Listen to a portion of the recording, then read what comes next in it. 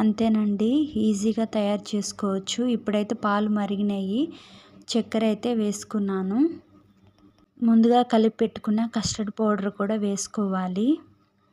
ఇప్పుడు మళ్ళీ ఇంకొకసారి మంచిగా కలిసేలాగా కలుపుకోవాలి. మళ్ళీ ఇంకొకసారి మంచిగా మరిగిపోవాలి పాలు. కొంచెం చిక్కపడినట్లుగా అట్లాగైతే సరిపోతుంది.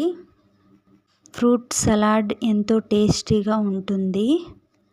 ఉండలు కట్టకుండా ఉండాలంటే బాగా తిప్పుతూ ఉండాలి. ఇక్కడైతే నేను ఫ్రూట్స్ అన్నీ కట్ చేసి పెట్టుకున్నాను, నాకు కావాల్సినవన్నీ. మనం తయారు చేసుకున్న కస్టర్డ్ పౌడరు, మిల్క్ బాగా చల్లారిపోవాలి. కట్ చేసి పెట్టుకున్న గ్రేప్స్ కూడా వేసుకోవాలి. మనం ఏదైతే ఫ్రూట్స్ అన్నీ కట్ చేసి పెట్టుకున్నామో ఒకదాని తర్వాత ఒకటి వేసుకోవాలి. దానిమ్మ గింజలు కూడా వేసుకున్నాను. తర్వాత బ్లాక్ గ్రేప్స్ కూడా వేసుకున్నాను. తరువాత బనానా కూడా వేసుకున్నాను. మీకు ఏ ఫ్రూట్ నచ్చితే ఆ ఫ్రూట్ అయితే వేసుకోవచ్చు. నా దగ్గర అయితే యాపిల్ లేదు, మిస్ అయ్యింది. మీరు కావాలంటే వేసుకోండి. ఇక్కడ కిస్మిస్లు, జీడిపప్పు, బాదం పప్పు కూడా నేను వేసుకున్నాను. మీరు కూడా వేసుకోండి, చాలా టేస్టీగా ఉంటుంది. ఫ్రూట్స్ అన్నీ వేసుకున్నాను. ఒక్కసారి మంచిగా కలిసేలాగా ఫ్రూట్స్ అన్నీ తిప్పుకోవాలి.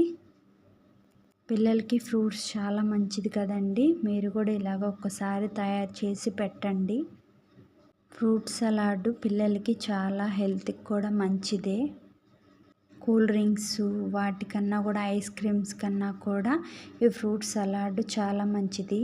ముందుగా మనము చియా సీడ్స్, సబ్జాలు అన్నీ నానబెట్టుకున్నాం కదండి, అవి కూడా వేసుకోవాలి. మంచిగా కలిసేలాగా తిప్పుకోవాలి. ఫ్రూట్ సలాడ్లో ఇవి వేస్తారో లేదో నాకైతే తెలీదు, నేనైతే వేసాను. చాలా టేస్టీగా ఉంది. ఇప్పుడైతే ఫ్రిడ్జ్లో పెట్టుకుందాము. ఒక 2 hours తర్వాత తీసుకుంటే సరిపోతుంది. యమ్మీ యమ్మీ ఫ్రూట్ సలాడ్ రెడీ. పిల్లలు ఎంతో ఇష్టపడే ఫ్రూట్ సలాడ్ చాలా టేస్టీగా ఉంటుంది. చూశారు కదండి, ఎంతో నోరు ఊరిపోతుంది కదా. రెడీ అయిపోయింది, తినేద్దామా? పిల్లలైతే రెడీగా ఉన్నారు ఫ్రూట్ సలాడ్ కోసం. నేనైతే ఇచ్చేస్తున్నాను. చూస్తుంటేనే నోరు ఊరిపోతుంది కదా. అంతేనండి, సింపుల్గా మీరు కూడా ఒకసారి రెడీ చేసి మీ పిల్లలకు పెట్టండి. ఈ వీడియో మీకు నచ్చినట్లయితే ఇంకొంతమందికి షేర్ చేయండి, కామెంట్ చేయండి. బాయ్.